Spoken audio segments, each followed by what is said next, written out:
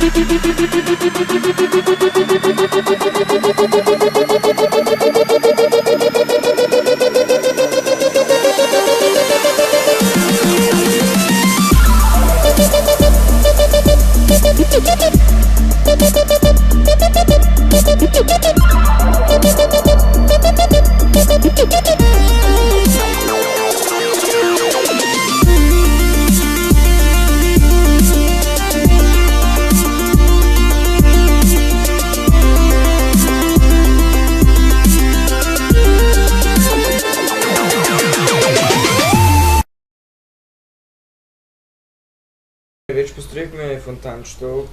Не се получи много добре, но горе-долу ни е много удобно. Така Бива.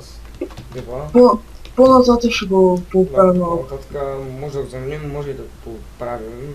Те по-точно сорта си го направите, може да ще си го поправим, може и като влезне и мой, който е много вероятно, че няма да влезне.